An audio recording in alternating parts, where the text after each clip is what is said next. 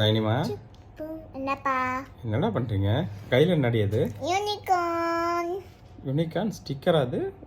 இல்ல, ஆ, இது வெறும் அட்டை தான். அப்படியா? Magical unicorn. சரி, இந்த வாரத்துக்கு இன்னும் கதை சொல்லல எனக்கு. நீங்கள் எந்த வாரம் கதை சொல்லுங்கள். என்ன வரணும்? நான் தான் கதை சொல்லணுமா? இந்த தடவை நீங்க சொல்லுங்க. ஏன்டா அது கத்துற? நான் கதை சொல்லணுமா? ஆமா. ஓகே, சரி, நான் ஒரு கதை சொல்கிறேன்.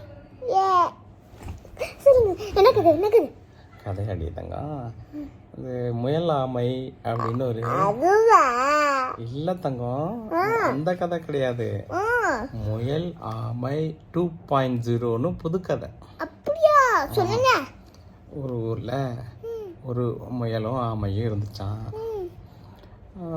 வாழ்ந்த நல்லபடியாக அந்த காட்டில், அது அவங்க வாழ்ந்த ஊர் பேர் திருவான்மியூர். அங்கே தான் வாழ்ந்துக்கிட்டு இருந்தாங்களாம். சிறுசேரியில் டிசிஎஸில் ஒரு போட்டி ஒன்று வச்சாங்களாம். இந்த ரேஸில் யார் ஃபஸ்ட்டு சிறுசேரிக்கு வராங்களோ அவங்களுக்கு சிறந்த பரிசுன்னு சொன்னாங்களாம். உடனே திருவான்மியூர் ரயில்வே ஸ்டேஷனில் உட்காந்துக்கிட்டு இந்த முயலும் ஆமையும் பேசிகிட்டு இருந்துச்சுங்களாம். ஆமைக்கு அப்படி ஒரு எண்ணம்லாம் இல்லை, ஆனால் முயல் வந்து ரொம்ப திமுறா, ஆமை, நான் இது மாதிரி ரேஸ் சொல்லியிருக்காங்க, நான் கலந்துக்க போகிறேன், நீ வரியா? வேணாம், நீ போயிட்டு வா அப்படின்னுச்சான். பயந்தாங்குழி, எனக்கு பயப்படுற பற்றியா, உன்னால் ஜெயிக்க முடியாது தானே நீ இப்படி சொல்கிற அப்படின்னுச்சான். அப்புறம் இது யோசிச்சான், ஏன் இப்படி பேசுகிறான், சரி பாடம் போட்டோம் அப்படின்னு சொல்லிட்டு சரி சரி நானும் வரேன்னு சொல்லித்தான். மறுநாள் அன்றைக்கி போட்டி ஸ்டார்ட் ஆகுது. எங்கன்னா ஓஎம்ஆர் ஸ்டார்டிங் பாயிண்ட் மத்திய கைலாஷில் போட்டி ஸ்டார்ட் ஆகுது. ரெண்டும் கிளம்பிடுச்சுங்க ரேஸ் கிளம்பி அடுத்த செகண்டு முயல் செம்ம ஃபாஸ்ட்டாக போயிட்டு இருந்துச்சு. நம்ம இந்த ஆமை பொறுமையாக நடந்து போயிட்டு இருந்துச்சு. போகிற வழியில் திடீர்னு முயல் வந்து ஒரு பர்கர் கடையை பார்த்துச்சு. அந்த பர்கரை பார்த்தோன்னா அதுக்கு அப்படியே சும்மாரம் பர்கர் சாப்பிட்ருண்டா அப்படின்னு சொல்லிட்டு ஒரு பர்கர் வாங்கி சாப்பிட்டுச்சு. சாப்பிட்டு திரும்பி ஓட ஆரம்பிச்சிச்சு. ஆமாம் நடந்து வந்துக்கிட்டே இருந்துச்சு. அதுக்கு நான் வழியில் இந்த இது இருக்குது தெரியுமா, நம்ம துறப்பாக்கம், அங்கே ஒரு டிசிஎஸ் இருக்குது. அங்கே அந்த வாசலில் இதுக்கு மோர் கொடுத்தாங்க.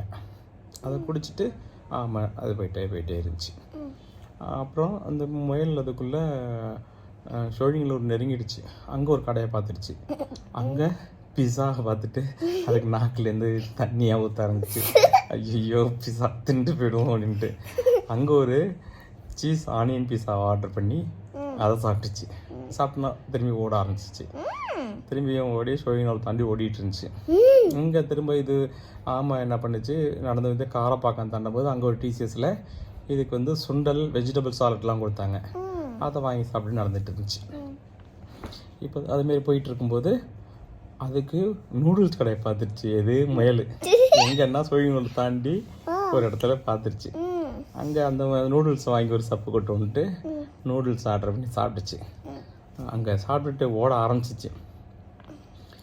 ஓடிக்கிட்டே இருக்கும்போது திடீர்னு அதுக்கு வயிற்ற கலக்க ஆரம்பிச்சிச்சு.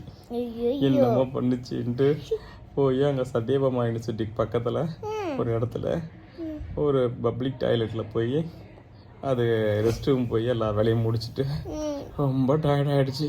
அதுக்கப்புறம் ஓட ஆரம்பிச்சுதா, அதெல்லாம் ஓடவே முடியல, ரொம்ப டயர்டாகிடுச்சு இந்த வயிறு ப்ராப்ளத்தால். அங்கே செம்மஞ்சேரி பக்கத்தில் ஒரு ஆலமரம் இருக்குது, அங்கே போய் படுத்துருச்சு. இந்த அதுக்குள்ளே ஷோயினூர் தாண்டி நம்ம குமரன் நடத்தங்கம் சாப்பாடா இவன் தூங்கிட்டான், இவங்களுக்கு கதையை நம்ம பாட்டே கிளம்பி போய் நம்ம வேலையை பார்ப்போம். என்னடா நான் தூங்கிட்டேன்னு நினச்சேன், இப்படி பண்ணுறேன். அந்த இது இருக்குல்ல, இப்போ இந்த ஆமை என்ன பண்ணுச்சு, ஷோயினூர் தாண்டி வந்துட்டு இருக்கும்போது அங்கே ஷோயினூர் பிரான்ச் டிசிஎஸில் அதுக்கு இது நன்னார் சர்பத்து கொடுத்தாங்க. அதை குடிச்சிட்டு அதை பாட்டு உனக்கு நான் வாங்கி தரேன். அப்புறம் நான் நடந்துக்கிட்டே இருந்துச்சா. அப்புறம் கொஞ்ச நேரத்தில் இது நல்லா தூங்குது முயல் அந்த ஆலமரத்தை இல்லை. இது அப்படியே அதை கிராஸ் பண்ணி அப்படியே பொறுமையாக போய் இது வந்து மோர் சாப்பிட்டு தெம்பாயிடுச்சு, அடுத்து வெஜிடபிள் சாலட்டை சாப்பிட்டு தெம்பாயிடுச்சு, அடுத்தது நன்னாரி சாப்பிட்டு செம்ம தெம்பாயிடுச்சாமல் சொல்லுன்னு போய் ஃபஸ்ட்டு சிறு டிசிஎஸில் போய் உள்ள வாசலில் போய் ஃபஸ்ட்டு பரிசை வாங்கிடுச்சு. பரிசு கொடுக்கல, ஃபஸ்ட்டு போயிடுச்சு. திடீர்னு முழிச்சு பார்த்தது முயல்.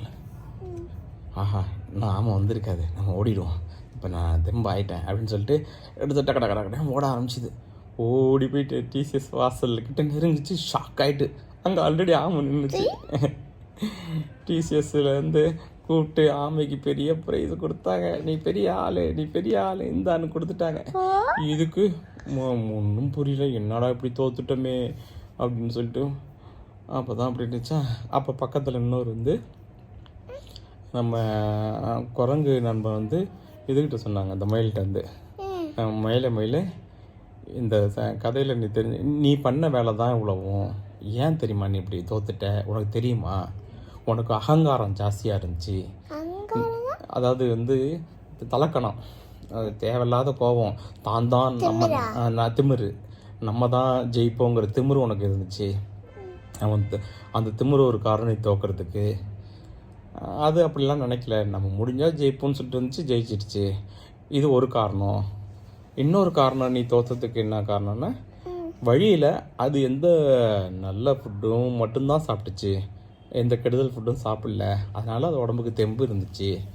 ஆனால் நீ என்ன பண்ண, அவ்வளோ நல்ல ஃபுட்லாத்தையும் விட்டுட்டு எது கெடுதலோ அதெல்லாம் சாப்பிட்ட. அதனால தான் உனக்கு வயிறு இன்ஃபெக்ஷன் ஆகி நீ ரெஸ்ட் ரூம் போயிட்டு உன்னால் அதுக்கப்புறம் தெம்பு இல்லாமல் உடம்பு டீஹைட்ரேஷன் ஆகி தூங்கிட்ட. ஸோ நீ இதெல்லாம் உனக்கு குணத்தை மாற்றிக்கிட்டு நல்ல ஃபுட்டை உணர்ந்துன்னா நீயும் சாதிக்கலாம் அப்படின்னு சொல்லிச்சு. அப்புறம் அப்படியா, சாரி இனிமேலுக்கு நான் நல்ல பிள்ளையாக நடந்துக்கிறேன்னு சொல்லிட்டு இந்த மயில் போய் ஆமையிட்ட மன்னிப்பு கேட்டுட்டு 2 பேரும் சந்தோஷமாக வீட்டுக்கு போயிட்டாங்களாம். அவ்வளோதான் கதை. இந்த கதை உங்களுக்கு பிடிச்சிருந்துச்சுன்னா லைக் பண்ணுங்க, ஷேர் பண்ணுங்க. பிளாடி ஸ்வீட் நாங்க.